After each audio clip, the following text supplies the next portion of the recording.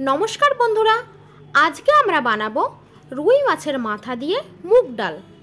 তো রুই মাছের মাথা দিয়ে মুগ ডাল বানানোর জন্য এইখানে আমরা 250 গ্রাম মতো মুগ ডাল ব্যবহার করেছি।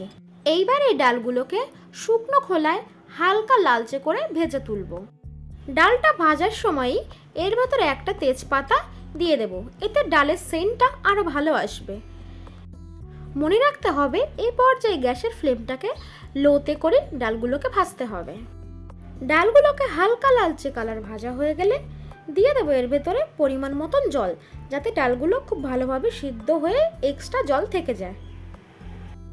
আমি এখানে একটু বেশি করে জল দিয়েছি, আপনারা চাইলে ডালটা সেদ্ধ হতে যেটুকু জল লাগে ওইটুকু দিয়েও করতে পারেন, পরে গরম জল অ্যাড করে দিতে পারেন। আমি একবারেই জলটা দিয়ে দিয়েছি। তো যাই হোক, এইবার ডালটা ফোটা পর্যন্ত একটু অপেক্ষা করতে হবে। জলটা গরম হওয়ার পর ওপর দিয়ে এরকম ফেনা বের হবে, এই ফেনাটাকে ফেলে দিতে হবে। মুগ ডাল এমনিতেই খুব একটা ঘোটার দরকার পড়ে না, তবুও হালকা করে একটু ডাল ঘোটনা দিয়ে একটু ঘুটে দেব। আমরা এখানে রুই মাছের মাথা ব্যবহার করেছি, আপনারা চাইলে কাতলা মাছের মাথা দিয়েও করতে পারেন। তো যাই হোক, মাছের মাথার গায়ে নুন হলুদ মাখিয়ে খুব ভালোভাবে একটু লালচে করে ভেজে নেব। বাপরে, মাছ ভাজতে গিয়ে কিরকম তেলটাই না ছিটলো। তো যাই হোক, মাথাগুলোকে উল্টে পাল্টে লালচে করে ভেজে তুলে রাখবো। এইবার ওই মাছ ভাজার তেলেই দিয়ে দেবো একটু জিরে, আর দেব 2টো শুকনো লঙ্কা, একটু গোটা গরম মশলা আর 2টো তেজপাতা একসাথে ফোড়ন দিয়ে নেব। এইবার এই তেলের ভেতরেই দিয়ে দেবো একটি টমেটো কুচি, আর দেব কিছুটা মটরশুঁটি। এর সাথে দিতে হবে 1 ইঞ্চি মতো আদা আর স্বাদ অনুযায়ী লঙ্কা, আপনারা লঙ্কাটা বাড়িয়ে এবং কমিয়ে দিতে পারেন। এইবার দিতে হবে স্বাদ অনুযায়ী একটু লবণ, যেহেতু আমি ডালটা সেদ্ধ করার সময় লবণ দিয়েছিলাম, তো সেই ক্ষেত্রে এই সময় একটু লবণটা কম দেব। আর দেব পরিমাণ মতো একটু হলুদ। এইবার এই সবগুলোকে খুব ভালোভাবে একটু নেড়েচেড়ে হালকা ভাজা ভাজা করে নিতে হবে। মশলা থেকে পুরোপুরি তেল ছাড়তে শুরু করলে এটা ভাজা কমপ্লিট হয়ে যাবে। ভাজা হয়ে যাওয়ার পর এইখানে আমরা 1/2 চা চামচ মতো চিনির ব্যবহার করেছি, আপনারা এটা দিতেও পারেন নাও দিতে পারেন, সম্পূর্ণ আপনাদের ইচ্ছা।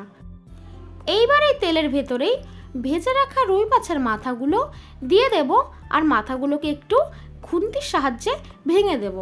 এতে ডালের স্বাদটা আরও অনেক পরিমাণে বেড়ে যাবে।